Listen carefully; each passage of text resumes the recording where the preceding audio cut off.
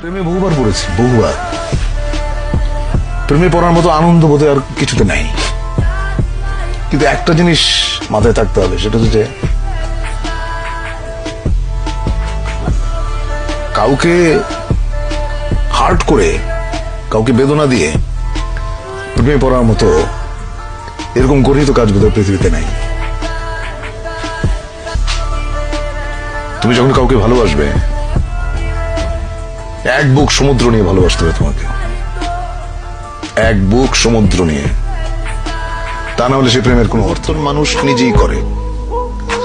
আর কিছু কিছু পরিবর্তন মানুষের জীবনে আসে যেটা সে কখনোই চায় না, কখনোই আশা করে নাই। এরকম অনেক জিনিস ঘটে, সেটা আমার জীবনে বহুবার ঘটেছে। আমি যেটা করতে চেয়েছি সেটা করতে পারিনি। আমি যাকে আঁকড়ে ধরতে চেয়েছি সে আমাকে ফেলে চলে গেছে, বা যাকে আমি স্নেহ দিতে গেছি সে আমাকে ঘৃণা করেছে। ছেলেতে মেয়েতে হবে আমার কোনো কথা নেই। তুমি হয়তো বাড়িতে একটা গাছে পরিচর্যা করো, তার সঙ্গে তোমার প্রেম হতে পারে। বা তুমি একটা কলমটা তোমার পছন্দ, তাই না? ওইটা প্রেম। আমি উদাহরণ দিই তোমাকে। ধরো তোমার একটা কলম আছে, তুমি ট্রাভেল করছো ট্রেনে বা প্লেনে, সেম একটা কলম তুমি যদি আরেকটা লোকের কাছে দেখো, তুমি কিন্তু তার সঙ্গে এক ধরনের ইন্টিমেসি ফিল করবে। প্রেমের ব্যাপারটা অনেকটা এইরকম। প্রেমের মধ্যে কোনো স্বার্থ থাকতে পারবে না, এবং প্রেম মানে একজন আরেকজনকে কেয়ার করবে, তাই না? প্রেমের দুজন মানুষের মধ্যে যে প্রেম, সে প্রেমের ক্ষেত্রে সবচেয়ে বেশি ছাড় একজন আরেকজনকে দেবে। কম্প্রোমাইজটা থাকতে হবে। হ্যাঁ, কম্প্রোমাইজটা থাকতে হবে, রেসপেক্টটা থাকতে হবে, আর ভালোবাসা তো মাস্ট। আমরা কিন্তু মৃত্যুকে ভয় পাই। আপনার কাছে মৃত্যু বিষয়টা কেমন? মৃত্যুর মতো এত স্নিগ্ধ, এত গভীর, সুন্দর আর কিছু নেই। কিন্তু আমি অবশ্যই জানতে চাইবো আপনার কাছে এর ব্যাখ্যাটা কি, আপনি কিভাবে বুঝলেন এটা এত স্নিগ্ধ? কারণ মৃত্যু অনিবার্য। তুমি যখন জন্মেছো তখন তোমাকে মরতেই হবে। এইটা যদি তোমার মাথায় থাকে, তুমি পাপ করতে পারবে না, এক নম্বর। 2 নম্বর হচ্ছে যে যেটা অনিবার্য তাকে ভালোবাসাটাই শ্রেয়। তাকে যদি ভয় পাও, সেটা এক ধরনের কি বলবো, এক ধরনের মূর্খতা। কারণ তুমি জ্ঞানী, তুমি শিক্ষিত, তুমি মৃত্যুকে কেন ভয় পাবে? মৃত্যুকে আলিঙ্গন করো, গ্রহণ করো, বরণ করে নাও, তাহলে দেখবে জীবন অনেক সুন্দর। যখন খুব কাছের কেউ সেই মানে সবচেয়ে বড় সত্যর মুখোমুখি হয়, তখন আপনার অনুভূতিটা কেমন হয়? দেখো, একটা মানুষ যখন তার সময়ের আগে চলে যায় তখন কষ্ট পাই। বিধাতার এইসব জিনিস আমার কাছে রহস্যময় নয়। উনি কেন একটা মানুষকে তার সময়ের আগে নিয়ে যান, এর কোনো যৌক্তিক কারণ আমি খুঁজে পাই না। কিন্তু একটা মানুষ যখন সঠিক সময়ে মৃত্যুবরণ করে, আমি আন্দোলিত হই। আমি যে খুশি হই বা উৎফুল্ল হই তা না, আমি সেটাকে শ্রদ্ধার সঙ্গে দেখি, এবং সেটাই সম্ভবত বাঞ্ছনীয়। এমনও তো হয় যে একজন মানুষ 80 বছর হলেও সে তরুণ, তো সেই মানুষের জন্য সঠিক সময় তাহলে কি আবার 25ও বৃদ্ধ হয়ে যায়? না, দেখো, মানুষ কখনো বৃদ্ধ হয় না। মানুষ তার মনে মনে সারা জীবনই 28 বছরে থাকে।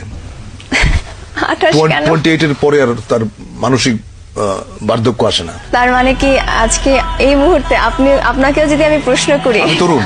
আচ্ছা, কি মনে হয় যে এই যে একটা ফেজ মানুষের লাইফের চেঞ্জেস গুলো, পরিবর্তন গুলো মানুষ যেগুলো পায় তার জীবনে, তার থেকে আপনি কি কি শিখতে পেরেছেন, আপনি কি কি নিয়েছেন? দেখো, এই পরিবর্তনগুলো যেভাবে হয় সেটা হচ্ছে যে কিছু কিছু পরিবর্তন মানুষ নিজেই করে, আর কিছু কিছু পরিবর্তন মানুষের জীবনে আসে যেটা সে কখনোই চায় না, কখনোই আশা করে নাই। এরকম অনেক জিনিস ঘটে, সেটা আমার জীবনে বহুবার ঘটেছে।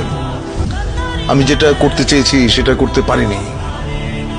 আমি যাকে আঁকড়ে ধরতে চেয়েছি সে আমাকে ফেলে চলে গেছে, বা যাকে আমি স্নেহ দিতে গেছি সে আমাকে ঘৃণা করেছে। এইটা এইটা যে তুমি আমার মেয়ের বয়সী, একসময় তুমি আমার মতো বয়সে আসবে, তখন তুমি বুঝবে আমি এখন তোমাকে কি কথা বললাম। অনেক আগে বইয়ে পড়েছিলাম যে মানুষ আশায় বাঁচে, মানুষের বেঁচে থাকার জন্য একটা মুগ্ধ করার কোনো বিষয় থাকে।